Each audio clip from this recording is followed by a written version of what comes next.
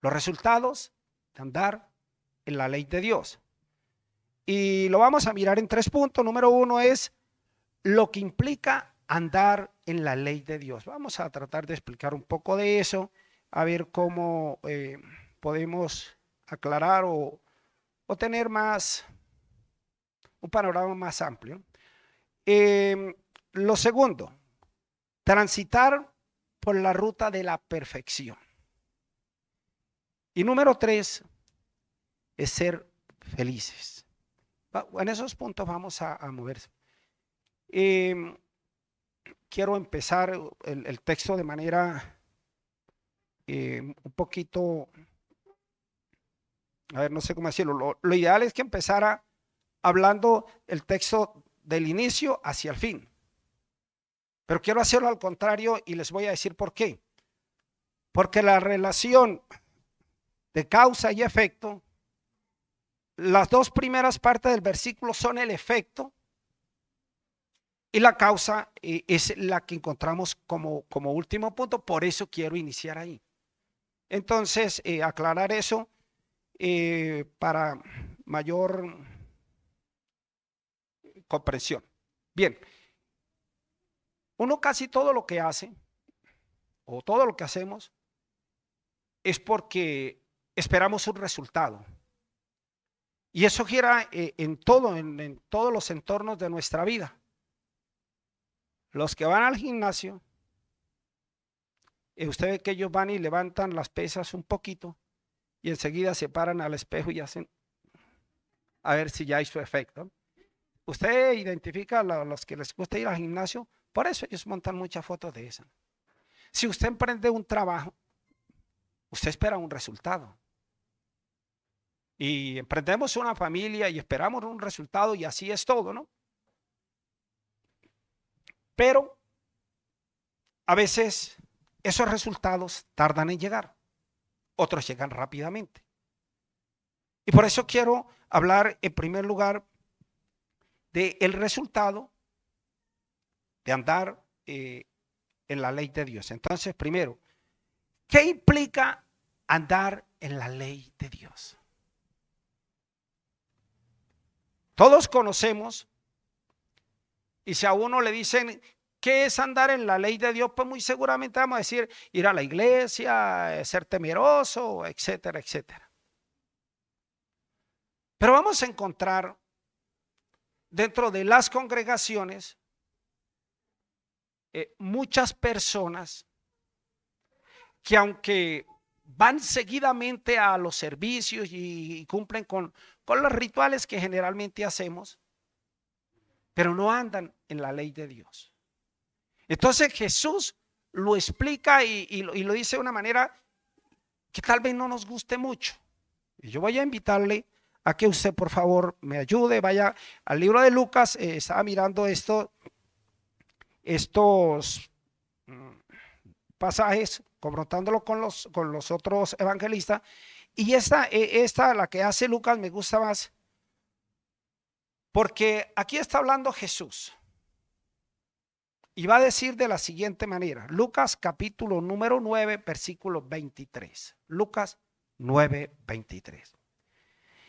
Y decía a todos, si alguno quiere venir en pos de mí, niéguese a sí mismo, tome su cruz cada día y sígame. Estas son implicaciones fuertes para nuestras vidas. Más si usted mira el versículo anterior, el anterior a este, el 22, miren el contexto que Jesús lo está diciendo. Por favor, alguien que me colabore leyendo el 22.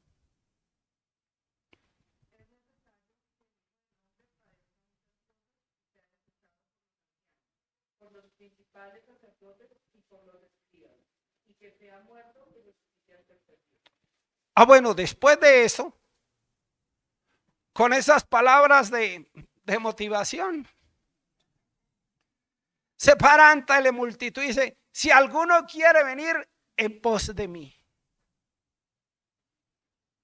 Hoy por hoy, el evangelio se ofrece de manera muy, tal vez distorsionada.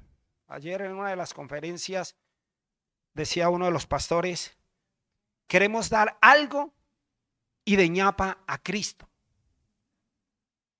Y ustedes son testigos de, y voy a tomar alguna de las palabras que él decía ayer, hacemos actividades, ¿no? Y estaba en una congregación donde hacían una actividad llamada chocolate para el alma. Nunca le vi la relación a eso, ¿no? Pero chocolate para el alma. ¿Cuál era la intención? Reunir gente, ellos buscaban gente, sobre todo indigentes, y traerlos y darles chocolate y pan y predicarles a Cristo. Y ellos venían, no al templo, al lugar donde iban, y tomaban chocolate y pan y se iban a hacerle la siesta con un toquecito de bazuco, porque seguían en la misma vida, no cambiaron. Nunca se vio que eso dio resultado y ya sí hay cantidad de experiencia, ¿no? Pero Jesús aquí es muy puntual porque los resultados que se van a dar de lo que nos dice el Salmo 19 es los que caminan, los que andan en la ley de Dios. Y entonces Jesús está aquí confrontando y diciendo, si usted quiere venir en pos de mí, ¿qué es lo que debe hacer? Niéguese a sí mismo. Eso decirlo tal vez es fácil, pero usted y yo que llevamos tiempo en esto, sabemos que aplicarlo es muy difícil, porque nosotros venimos de una generación caída, y en nosotros no está el bien, está el mal, y ese pecado nos lleva a que seamos egocéntricos. O dígame, ¿quién de nosotros no quiere lo mejor para sí mismo? Siempre buscamos lo mejor. Es más, si usted de pronto ve una persona necesitada de vestido, usted le dice, le voy a regalar uno. ¿Cuál le regala? Y de pronto mira el closet y dice, esto ya no me los pongo hace rato, ¿no? O esto ya está pasado de moda. O cualquiera de esas cosas. Entonces regalémosle este. Uno nunca va a decir, uy, tengo este que está sin estrenar, que lo compré estos días. Lléveselo. Por lo menos yo no lo hago así, no sé ustedes. Entonces Cristo nos va a invitar a que nos despojemos, a que primero nos neguemos a nosotros mismos. Y es ahí entonces cuando el sermón empieza o la palabra de Cristo empieza a tomar peso en la vida de las personas. Porque es que andar en la ley del Señor implica cambios profundos y obviamente esos cambios los va a producir la misma palabra, porque ella es Cristo.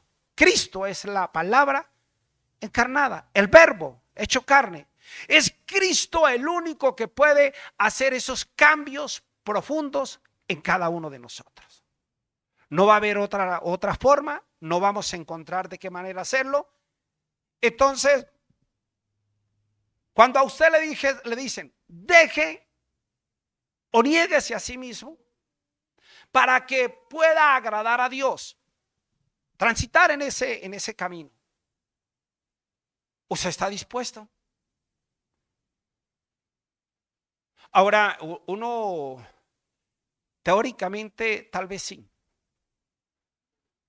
porque fácilmente nosotros decimos, yo amo al Señor por encima de todas las cosas. Esa es una declaratoria en muchas congregaciones o en muchas personas, en muchos de nosotros. Yo amo a Cristo por encima de todas las cosas. Pero al menor tropiezo, al menor estorbo que encontremos, ya hasta ahí.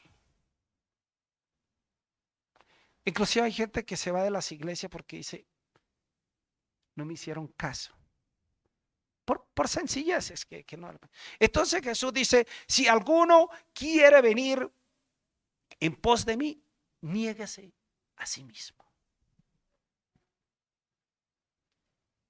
Eso va a traer compromiso. Y tal vez algunos de ustedes en la mañana quisieran haber seguido durmiendo, ¿no? Por lo menos yo sí. A ver, es rico. Pero resulta que no. ¿Por qué? Bueno, ya hay unos compromisos. Y no solamente hoy estamos listos, sino desde ayer, de antier, ya listos para el día de hoy. Ya nos negamos a algunas cosas. Y dentro de nuestra vida cristiana, pues nos hemos negado a muchas. Pero tal vez nos siga faltando porque eso tiene un propósito. Y recuerden que ese propósito es caminar en integridad, en los caminos del Señor, integridad, ser perfecto, que es lo que dice el texto, y ser felices, que hablaremos más luego de eso. Bien, nos manda a sacrificar nuestros intereses, porque de eso estamos llenos, todos. Eso nos mueve. Y hacían alusión, qué pena estar citando mucho de lo que dijeron estos días en el Congreso, pero es casi inevitable, porque es que estamos dentro del mismo marco y ya hubo varias exposiciones y todo va a apuntar hacia lo mismo, entonces, pero esto de que debemos de poner nuestros intereses, es lo que Cristo está diciendo. Y muchas veces nosotros en las congregaciones, como lo hacía notar algunos, vamos a buscar a Dios, es porque queremos que Él cumpla en nosotros los propósitos que tenemos. Y entonces por eso se puso de moda esos predicadores motivadores, ¿no? Sí, motivadores, esos. Donde usted viene al lugar de reunión y usted se va lleno de la dicha. ¿Por qué le dijeron eso? Lo que no hacía. Usted es ¿cómo era? Un campeón. Bueno, usted es un campeón, usted es un superhombre, usted es la supermujer y esas cosas, ¿no? Pero alguna vez, hace muchos años, trajeron un teólogo a discípulos de Cristo y él nos daba, en una de esas clases, él nos dijo, hizo esta pregunta: ¿cuántos se sienten bien en esta mañana? Y nosotros, amén. Le digo, les tengo malas noticias. Usted no debe venir a los pies de Dios, de Cristo, a sentirse bien. Y entonces viene a la memoria la oración del fariseo y el publicano, ¿no? A sentirme bien, yo hago esto, eso. Digo, hay que venir a la iglesia. O cuando usted vaya a buscar al Señor, donde lo busque en su lugar, a sentirse mal. Porque ¿quiénes somos nosotros? Para igualarnos con Dios, para igualarnos con el creador de todo y decir, estamos hombro a hombro, vamos bien. Ahí estamos los dos, voy contigo, Señor, ¿no? No, eso es imposible. Pues bien, entonces Pablo nos da un buen punto en Filipenses 3:8. Dice Pablo así, miren, y ciertamente aún estimo todas las cosas como pérdida por la excelencia del conocimiento de Cristo Jesús, mi Señor, por amor del cual lo he perdido todo y lo tengo por basura para ganar a Cristo. Este es un verdadero ejemplo. Por eso Pablo con mucha autoridad pudo decir, sean imitadores de mí como yo soy de Cristo. Y esta carta a los filipenses, que se le conoce como la carta del gozo, de las que escribe Pablo tal vez, y se siente más gozoso, y la condición de Pablo, prisionero, esperando a ver en qué iba a terminar esto, que posiblemente podía haber sido la muerte, como efectivamente fue más adelante. Y él entonces habla que tiene gozo y que tiene alegría, y aquí está diciendo, yo todas esas cosas que tenía las estimo por basura. Y nosotros casi siempre hacemos lo contrario. Entonces, sucedió un día en una presentación de un pastor. El pastor era ingeniero, y el pastor anfitrión que lo estaba presentando dijo: les presento al hermano Julano, él es ingeniero y además de eso es pastor. Cuando el hombre toma el micrófono, dijo: permítame corregirle algo, yo soy pastor, siervo del Señor, y además de eso soy ingeniero. ¿Qué es lo que vale más para mí, no? Pablo entiende que en Cristo había ganado todo, que tener a Cristo, conocer a Cristo, va a traer satisfacción a todas las necesidades de mi vida, porque es Él la fuente de todas esas cosas. Entonces ese Pablo dice: yo lo dejo todo, lo estimo por basura, por amor al Señor, por servir a Dios. Cuando se anda en esos caminos de esa manera, fácilmente se alcanza felicidad. Pues bien, este Pablo entonces nos invita a que nosotros, no que tenga sus estudios por basura, no que su trabajo lo bote, no. Pero sí es que nosotros resaltemos en nuestra vida a Cristo como la razón principal de nuestro ser.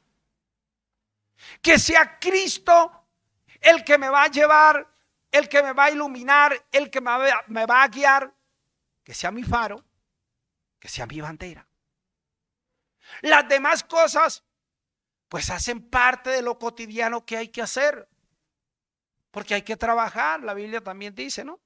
Si no trabaja, no coma. Hay que ser responsable con el hogar, con las familias que tenemos. Todas esas cosas, pero que entendamos que ser un seguidor de Cristo, seguidor de su palabra, no es solamente el día domingo o los días que tenemos de reunión sacar unos minutos. Es que nuestra vida está impregnada de eso. Por eso dice Pablo: ya no vivo yo, Cristo vive en mí. Cuando se piensa de esa manera, entonces uno puede decir: este es un seguidor de Cristo. De un Cristo que no está ofreciendo nada atractivo al egocentrismo que tenemos los seres humanos. Porque yo no sé dónde los predicadores que les gustan las multitudes, entonces han sacado eso, ¿no? Que el Señor te trajo para bendecirte, para darte todo lo que quieres, etcétera, etcétera. Cuando la Biblia está diciendo es que el Señor nos ha llamado. Cuando le dice a los apóstoles: esperen en Jerusalén y va a venir el Espíritu Santo sobre ustedes y los va a llenar de poder, y los va a llenar de poder para que sean mis testigos, que la traducción de esa palabra es para que sean mártires, sacrificados. Así que, amados hermanos, Cristo está invitando a que caminemos junto con Él, pero también aceptando el sacrificio que Él hizo en la cruz. Leo Romanos 6:6. Dice el apóstol Pablo así: sabiendo esto, que nuestro viejo hombre fue crucificado juntamente con Él, para que el cuerpo del pecado sea destruido, a fin de que no sirvamos más al pecado.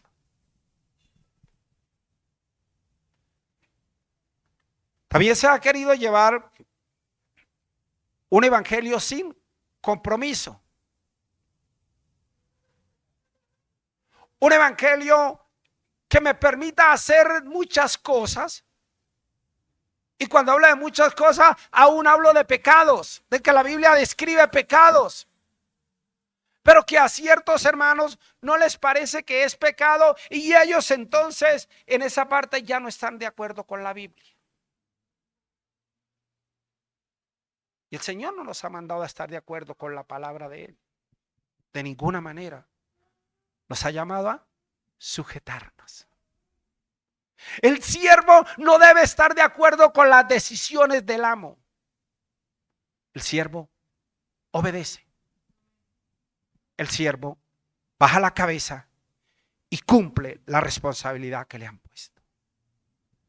Y no podemos olvidarnos de que somos siervos. Y a veces por olvidarnos de eso es que no encontramos lo que la Biblia nos está ofreciendo. Así que, amada iglesia, vamos a tomar también la cruz de Cristo. Porque es que el Señor dice, si alguno quiere venir en pos de mí, niéguese a sí mismo. Tome su cruz. Ese es el evangelio que hoy en día no gusta. Si uno quiere tener muchas personas en la iglesia, pues hay muchos métodos, ¿no? Y hay muchas formas de predicar y decir cosas que suenan bonito. Pero el evangelio de la cruz solo atrae a los que han sido iluminados por Cristo Jesús para la salvación y la vida eterna. Los demás dirán no. ¿No ha escuchado la frase en algunas personas decir no voy a tal iglesia porque es que allá exigen mucho? Allá no dejan bailar, no dejan tomar, no dejan, bueno, todas esas cosas que ya usted sabe. Una persona que ha sido o que ha nacido de nuevo de verdad, que ha sido transformada en Cristo Jesús, esa persona no está buscando dádivas de Dios, está buscando servir a su Señor, sin importar circunstancias, sin importar lo que pase. Entonces cuando el ser humano empieza a caminar ahí, empieza a encontrar lo que tanto busca la gente en el mundo. Y por razones de tiempo, permítame leer ese texto y avanzo. Dice, con Cristo estoy juntamente crucificado. Y ya no vivo yo, mas vive Cristo en mí. Y lo que ahora vivo en la carne, lo vivo en la fe del Hijo de Dios, el cual me amó y se entregó a sí mismo por mí. Gálatas 2:20.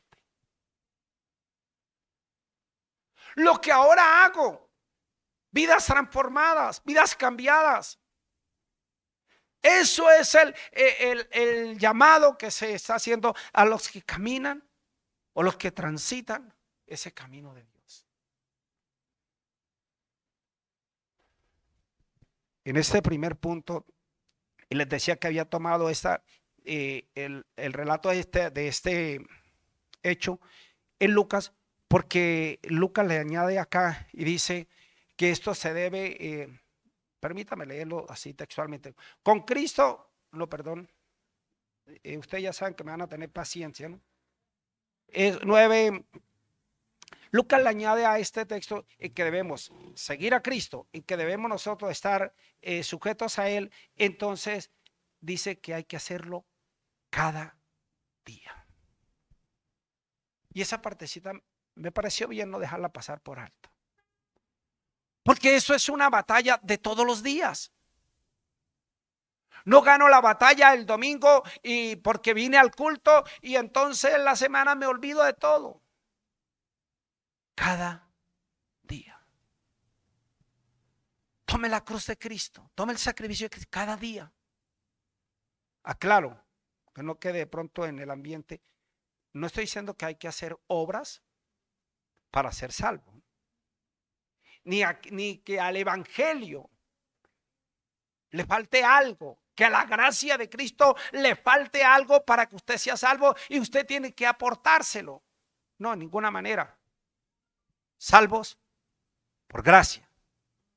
Y esto es un don de Dios. Así es sencillo. Bien, pasemos, amados hermanos, entonces al segundo punto, y es transitar por la ruta de la perfección.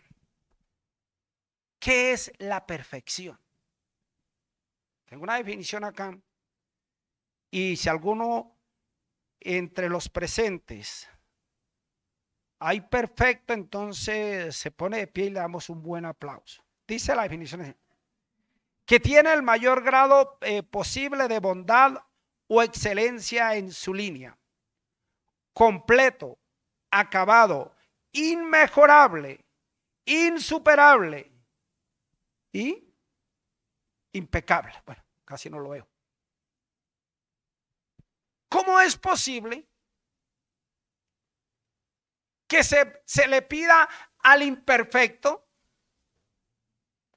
que ande en perfección?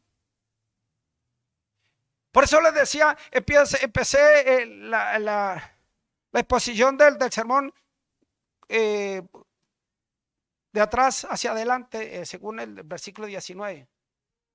Porque es que una persona natural, si no ha sido transformada por la palabra del Señor, por Cristo, nunca podrá alcanzar la perfección. Y usted que es transformado por Cristo, tampoco la va a alcanzar. La Biblia habla de andar en el camino de la perfección, en ese transitar que va a durar toda la vida,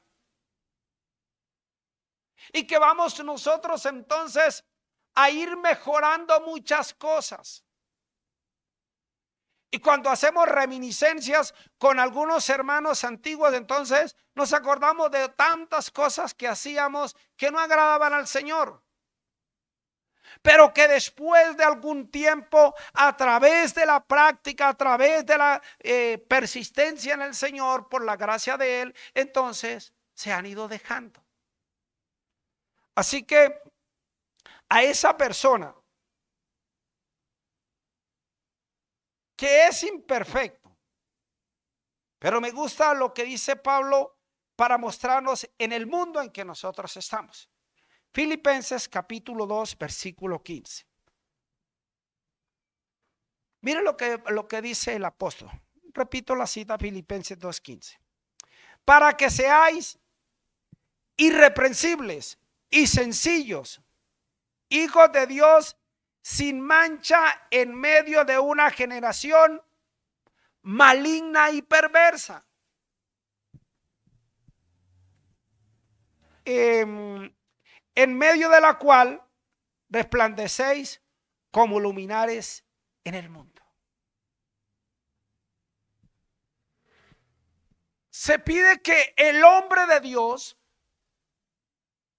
se vuelva perfecto, se vuelva, tal vez, cambiar perfecto por intachable. Cuando Pablo defiende su caso, su causa, él dice: en cuanto a la ley, irreprensible, cumplidor de todo. Pero en el capítulo 7 de Romanos, Pablo está diciendo: miserable de mí.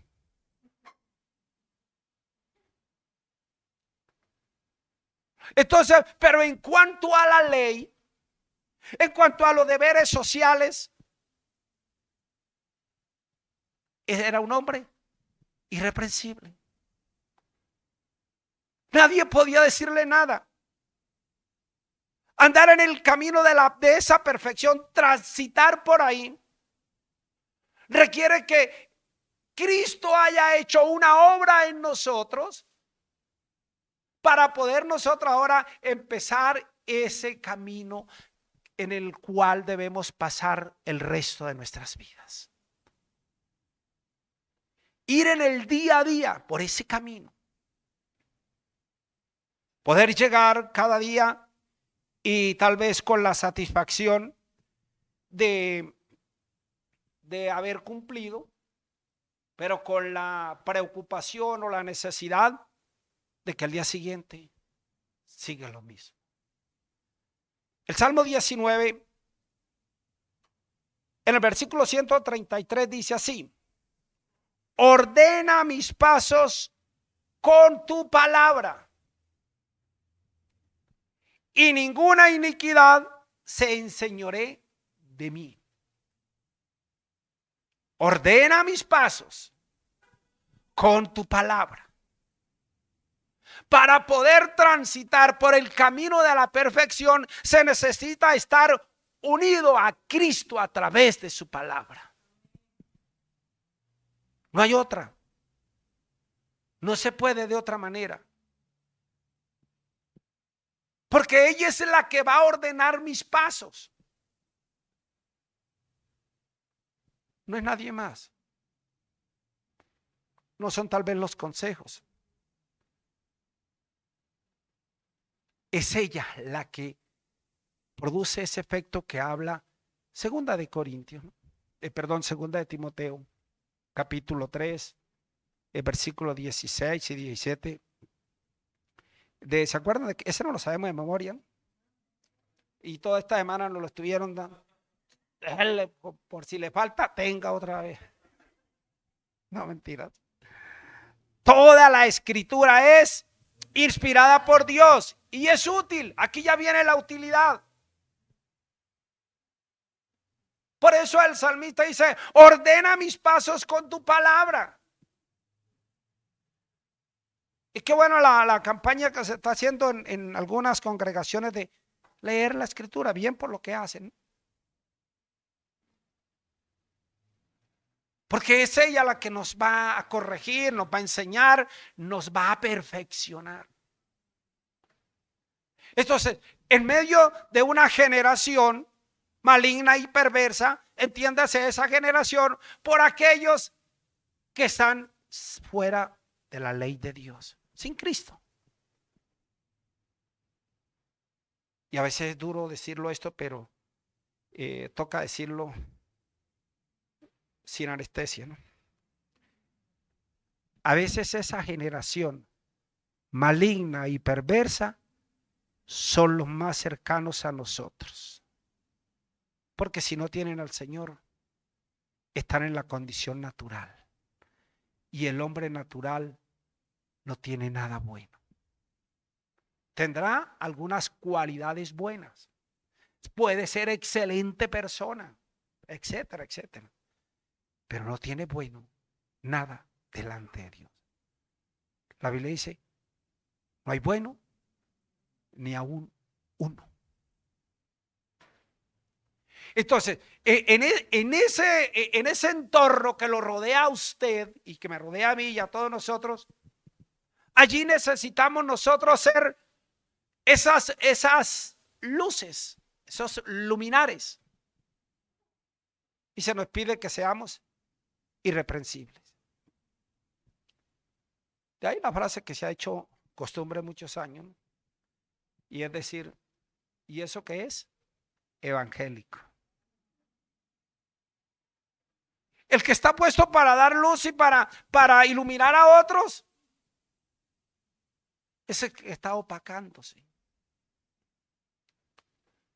Es como si dejara de alumbrar esto y dijéramos: ¿y eso qué es la bombilla? No, la que teníamos prendida, la que la pusimos para que nos alumbrara. Pues bien, la palabra del Señor, recuerde que para nosotros poder andar en ese camino de perfección, pues obviamente tenemos que apartarnos de muchas cosas. El Evangelio según San Juan, capítulo 17 y versículo 17, en la oración que Cristo hace por sus discípulos, dice de esta manera: santifícalos en tu verdad. Tu palabra es verdad. Cristo le está diciendo al Padre: santifícalos en tu verdad. Tu palabra es verdad. Definición de santificado: apartado. Es la palabra la única que me puede hacer caminar perfecto en el mundo de imperfección. Y ya lo decían ayer, no son los consejos, no son tal vez las terapias que se hagan. Tiene que haber algo más poderoso, más contundente, algo que pueda transformar de verdad a las personas. Y solamente hay uno y se llama Jesucristo. Entonces ese Cristo que santifícalos en tu verdad, en el mismo evangelio de Juan, en el capítulo 14 y el versículo 6, él se presenta, entre otras cosas, como la verdad. No hay otra verdad. Cristo no es una verdad relativa. Cristo es una verdad absoluta. La palabra del Señor es una verdad absoluta. Entonces, amados hermanos, cuando usted empieza a caminar en ese mundo de imperfección, pero guiado por la palabra, por la perfecta palabra del Señor, usted puede andar en ese camino de manera intachable. Porque ella nos va, entre otras cosas, a enseñar, a limpiar, a mostrar el camino. Cito este versículo que por lo menos el 90% de la iglesia lo sabe de memoria. Con solo decirlo. Salmo 119, 105. Díganlo. Bueno, era menor el porcentaje.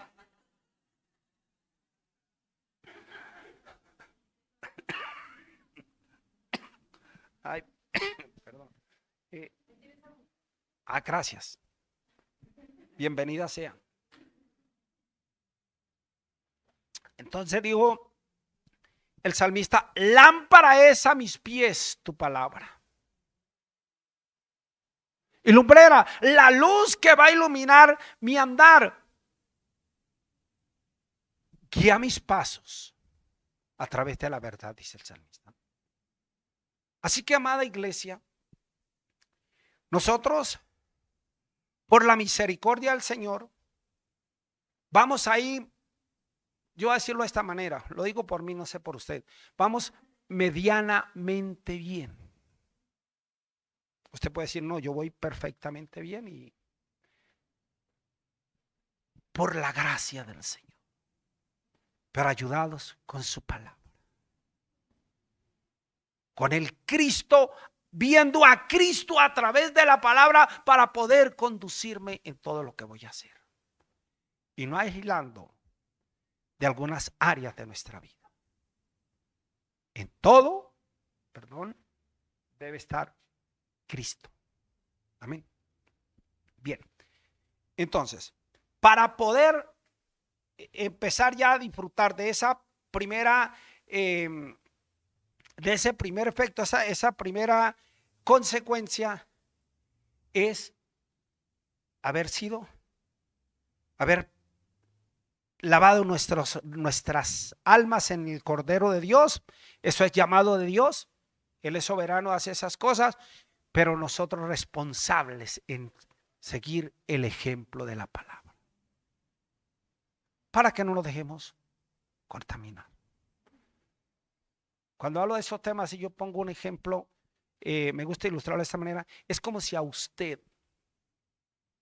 lo vistiera la mamá o la esposa, bueno, los que tenemos, ya sabemos, usted me entiende, y lo vistiera de blanco y le dijera: por favor, vaya a la plaza de mercado y traiga algunas cosas, pero tiene que ir a la plaza, no a la tiendita ahí que está limpia. Si alguno ha ido a Bastos, conoce la experiencia, ¿no? Lo empujan, de pronto el que ya el bulto de papa cuando seca. Pero la condición que le pones: pero no ensucie la ropa. Cuídela, llegue aquí impecable. Así hay que andar, así es sencillo. Así que, señoras, cuando vistan a sus esposos, no, Ay, gloria a Jesús. Bueno, vamos a ver el tercer punto. Y es otra de las causas es ser felices, porque el texto está diciendo bienaventurados. Y vamos a encontrar muchos versículos donde la Biblia va a utilizar esa misma frase, bienaventurado, para hablar del creyente. ¿Se les viene una a la memoria? Diga así. ¿Qué? Mateo capítulo 5, ¿no? Claro. Pero también Salmo 1 y 2. Y bueno, y miramos mucho. La felicidad, dijo alguien, y no cito su nombre porque no lo recuerdo, pero dijo, la felicidad es una de las cosas más deseadas, pero la más esquiva. Y analizaban esa frase que la leí hace algún tiempo. Y uno mira cómo la gente invierte dinero, esfuerzo, sacrificio, todo lo que quiera, buscando felicidad. Detrás de eso va el ser humano, buscando felicidad. Pero la buscan, o la fuente que les puede dar la felicidad, no es la que ellos están tomando. No sé si recuerdan que hace un tiempo Colombia fue declarado como uno de los países más felices del mundo. ¿No lo recuerdan? Sí, fue noticia. Y uno sale al centro con esa felicidad, ¿cierto? Relaja.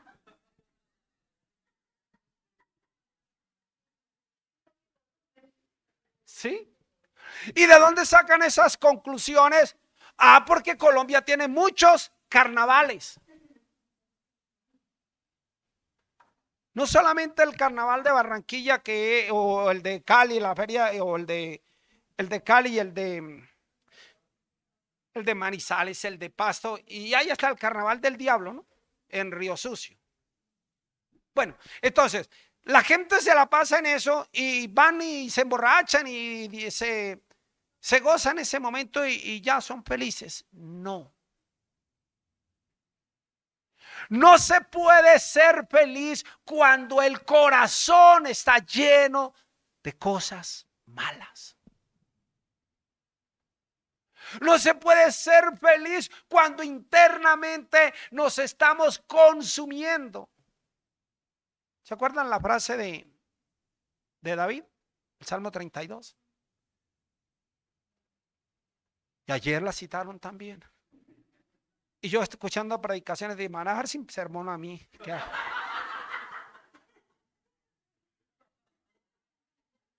Pero David dice, mientras callé, mis huesos se envejecieron. Se convirtieron en sequedad de verano. Y ya todos sabemos qué es lo que ayer se hizo un taller sobre eso también. ¿Qué es lo que callaba David? Es que esta es la recopilación de... No se puede ser feliz, pero la Biblia dice que se puede ser feliz. Felices. Se cita en el Evangelio de Mateo, en el capítulo 5 y el versículo 8. ¿Lo recuerdan? Los demás ancianos, los mayores. Recordamos tal vez un programa de Luis Palau, ¿se acuerdan? Esa cruzada con Luis Palau, muy bonito. Y él siempre terminaba con ese versículo. ¿Cuál era? Bienaventurados los de limpio corazón. Felices los que tienen limpio el corazón. Felices los que tienen también hambre y sed de justicia. Felices los que se consideran pobres en espíritu, los que reconocen que sin Dios no son nada, que dependen de Dios. Ahí está la felicidad del ser humano. Cuando empieza a depender de la gracia y de la misericordia del Señor. Cuando ya no son las circunstancias que nos rodean las que van a producir tal vez un momento de alegría en nuestras vidas, sino cuando sabemos, como dijo el profeta, aunque la higuera no florezca, aunque no esté empoderada, querida hermana. Sí, porque es una palabra muy de moda, ¿no? Aunque la higuera no florezca, aunque la condición no sea la mejor, aunque falten todas las cosas, el profeta dice, yo me alegraré en el Dios de mi salvación. Ese es el verdadero motivo de la alegría. Y por eso la gente no la va a encontrar, porque quiere encontrarla en los mismos métodos que han creado. Y va a ser totalmente imposible. Qué bueno que podamos salir con esa felicidad, con ese gozo que produce el Señor. Y tal vez uno de los mayores gozos es cuando Cristo perdona nuestra vida. Amén. Es cuando el hombre puede decir, como dijo Pablo a los romanos en el capítulo 5 y el versículo número 1. También lo sabemos de memoria de los clásicos, ¿no? Justificados, pues por la fe, ¿qué tenemos? Paz para con Dios. Justificado, la obra de Cristo en la cruz del Calvario que justifica mi vida, que se llevó mis pecados, que los está cargando en vez de mí. Eso trae paz a mi vida.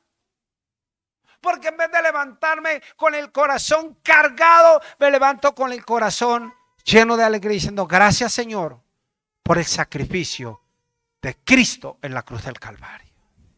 Justificados por la fe. Y quiero ir ya cerrando esto, teniendo en cuenta que solo el perdón de Cristo hace feliz al ser humano. Solo ese. Las demás cosas, amén, si vienen. Pero si no llegan, tranquilo. Pero que tengamos esa buena comunión con nuestro Señor. Entonces, recuerde, el resultado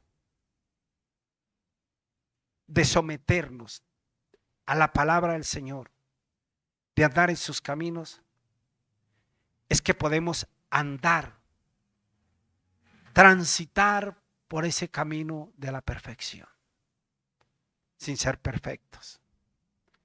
Y dos, que seremos felices. Ojalá Cristo alumbre en nuestros corazones, amada iglesia. Las personas que tal vez hoy vienen por primera vez, ojalá pueda ver usted ahí, encontrar a Cristo. Y usted va a ganar un gran tesoro. Y podrá irse muy contento. Porque el que a Cristo justifica, lo perdona. Y le da paz. Bienaventurado es aquel varón a quien Jehová no culpa de pecado. Qué bueno que el Señor empiece a producir esas cosas en nosotros.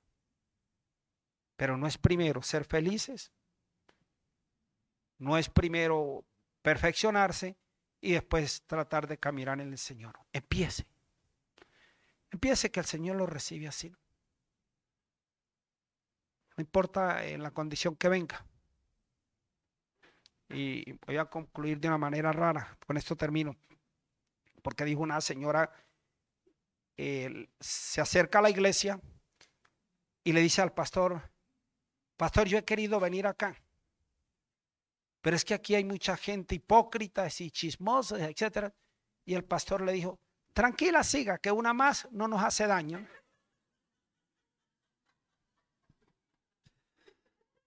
Los que estamos aquí también somos malos. Y usted no es el malo que va a venir nada más. Aquí habemos otros, tranquilo. Entre todos vamos buscando el camino de perfección. Colóquese en pie, por favor, y damos gracias al Señor. Mi Señor que estás en los cielos, hoy quiero darte gracias de manera especial. Señor, porque tú eres tan bueno, tan maravilloso, que nos muestras la suficiencia de la palabra para toda nuestra vida, Señor. Agradecido, Señor, porque nos has sacado del fango, del lodo cenagoso, y nos has permitido, Señor, poder estar en esta mañana. Te agradezco personalmente, Señor, esta oportunidad. Doy gracias por cada hermano que ha venido en esta hora, cada hermana, Señor, cada oyente. Los ponemos en tus manos, Señor. Todos los seres humanos tenemos los mismos problemas. El origen es el mismo, el pecado en nuestro corazón. Por eso, Señor, te pedimos que derrames tu perdón, tu gracia, Señor. Ilumina el corazón del que aún no te puede ver, Señor. Muéstrate como ese Dios lleno de misericordias que nos ha llamado a seguirle, pero como Él ha dicho. Muchas gracias, Señor, en esta hora, en el nombre de Cristo. Amén y amén.